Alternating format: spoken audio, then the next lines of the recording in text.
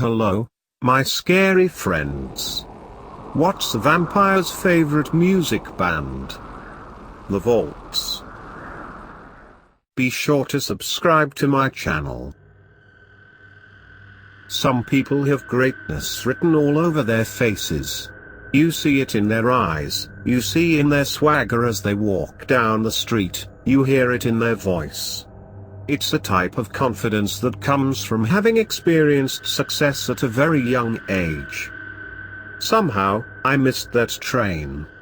I think it's because I didn't realize my gift until I was already well into my teens. Up until then, I was the most ordinary person in existence. Nothing unique stuck out about me at all. I was never exceptionally talented at sports, I was a mediocre student, and not particularly good looking. In my senior year of high school, my uncle committed suicide. Nobody saw it coming because Uncle Mike had always seemed so chipper. There was rarely a moment where he wasn't ready to crack a well-meaning joke, and by all appearances, he seemed to be a happy guy leading a picturesque life.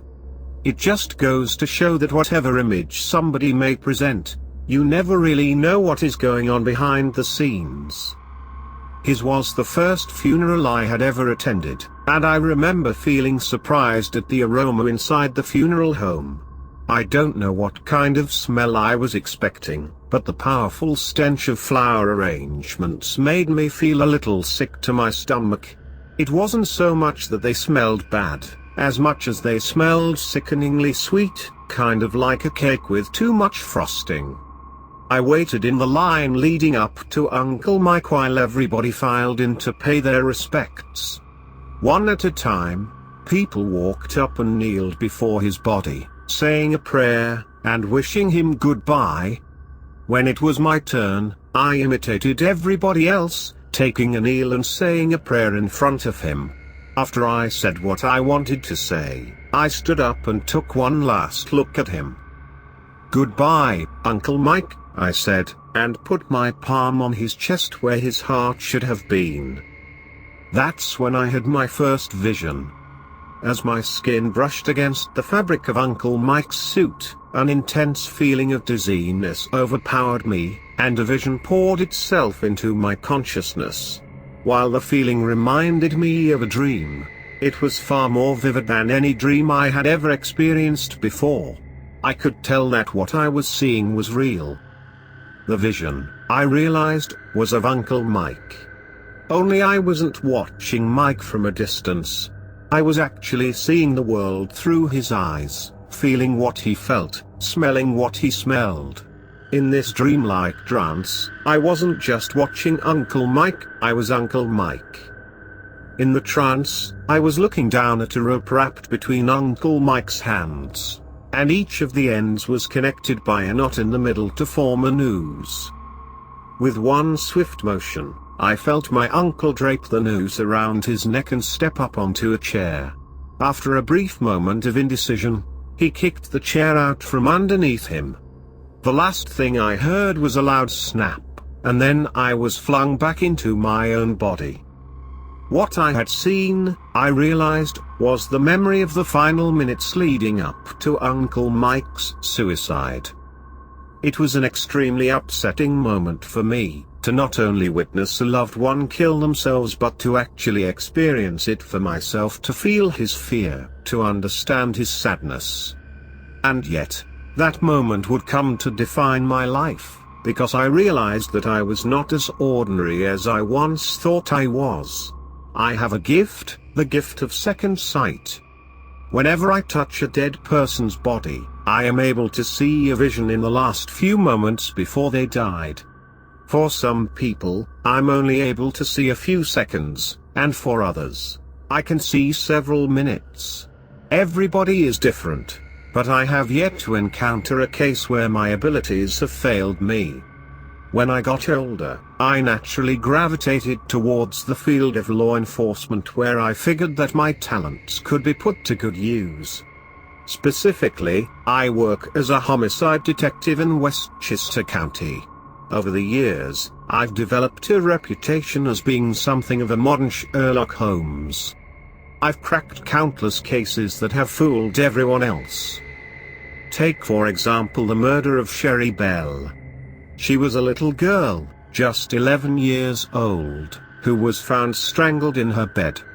By the time I arrived, the other policemen were certain that the girl's father had done it.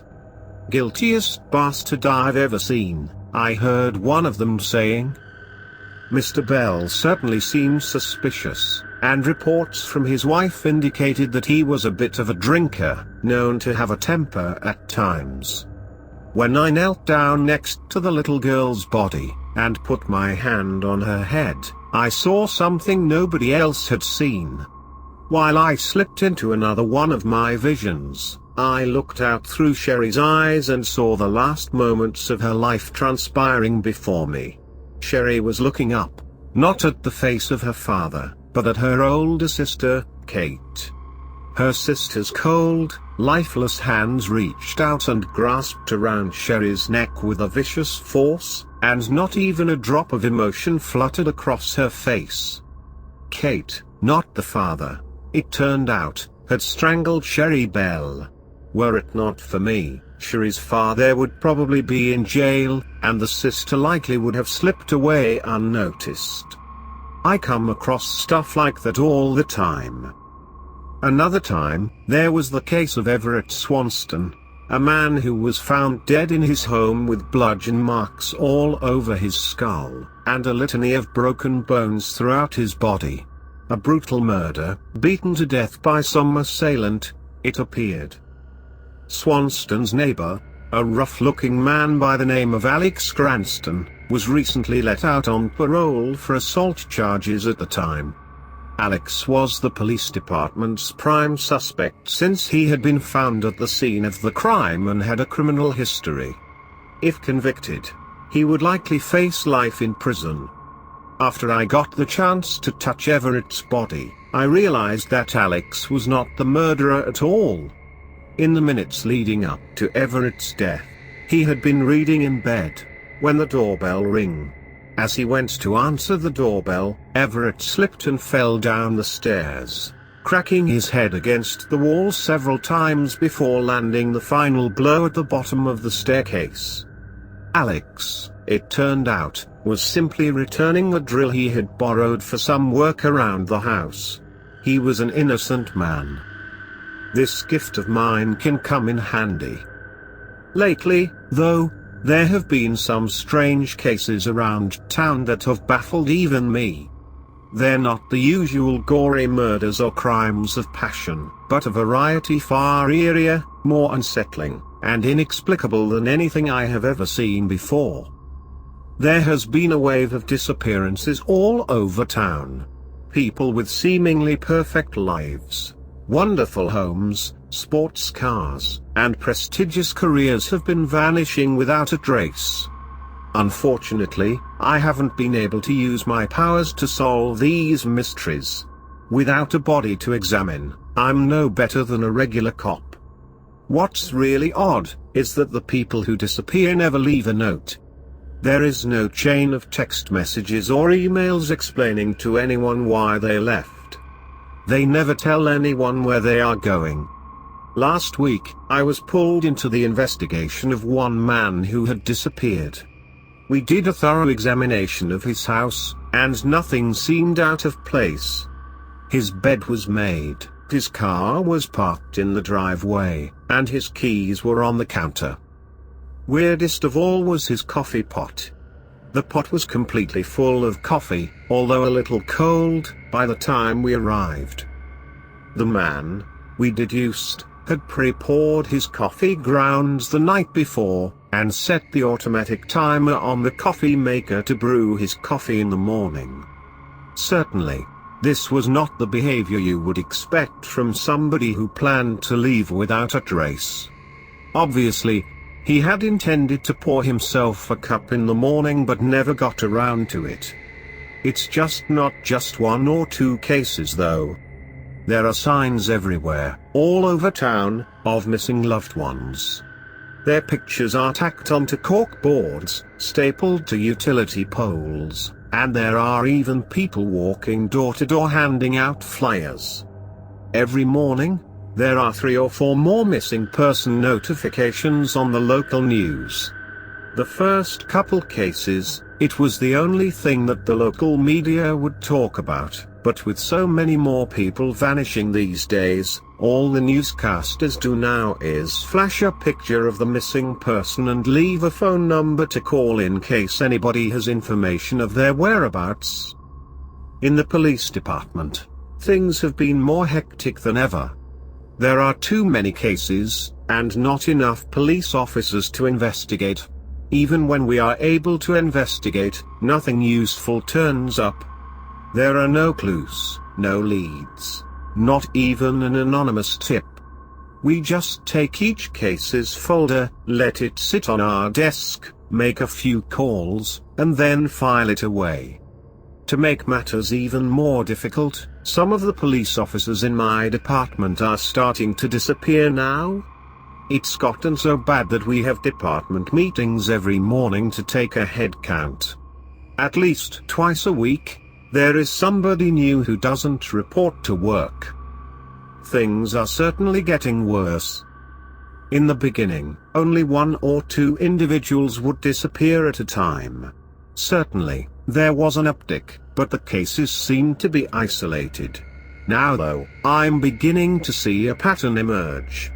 An individual will vanish, and we'll visit the person's house to question their family members. Of course, the family never has any insight into the missing person's whereabouts, but it's not entirely a waste of time. Within a couple of days, I'll check back in and nobody will be home. I'll knock on the door, ring the bell, bang, and shout, but nobody will ever answer. Lately, I've even started to check around the back of the house, peer into the windows, and check if anybody appears to be living at home. Nobody ever is. Now it's not only individuals but entire families, who are disappearing without a trace. I have no idea what to make of this. I don't know if I should call this a crime exactly, since we don't really know what is happening to all these people, but it certainly feels like a crime is taking place. I don't know what else to call it. This is the first case in my life that I haven't been able to solve, and honestly, I'm starting to feel pretty worried. Thank God I have my wife at my side. Christine is my anchor. My rock, if you will. Whenever I come home feeling stressed, I'll talk about the disappearances with her, and she'll offer suggestions to me.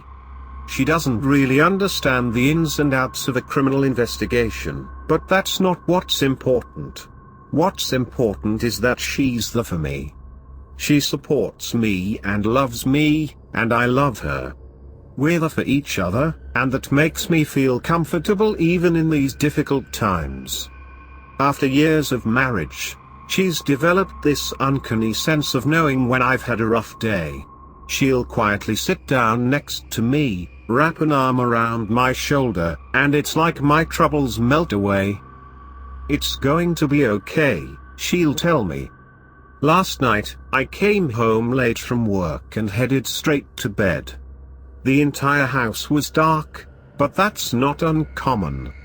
My wife is one of those early to bed, early to rise types. Sure enough, she was already lying in bed when I came upstairs. I pulled on my pajamas and climbed in beside her with an exhausted sigh. Rough day? Christine asked me. You have no idea, I answered her. It's okay, she said, everything's going to be just fine. Then she rolled over and hugged my body close to hers. As I felt her arms drape over me, and her skin brushed against mine, I was suddenly thrown into one of my vivid visions that I have had ever since I was a boy. I was seeing the world through the eyes of my wife. She was lying on her back, screaming with panic as she stretched her arms up to defend herself. A man, pale and ghostly, with dark black hair and pupils black as night, was mounted on top of her, pinning her down. Whoever the person was wearing a hungry look on his face, and he licked his lips as if anticipating a special meal. The last thing I saw before the vision ended was the stranger opening his jaw wide, revealing a set of hideously sharp fangs protruding from his mouth. The creature plunged his incisors viciously into my wife's neck, and I realized that the last feeling my wife ever felt was a rush of blood as the creature sucked away. I think we may have a vampire problem in my town.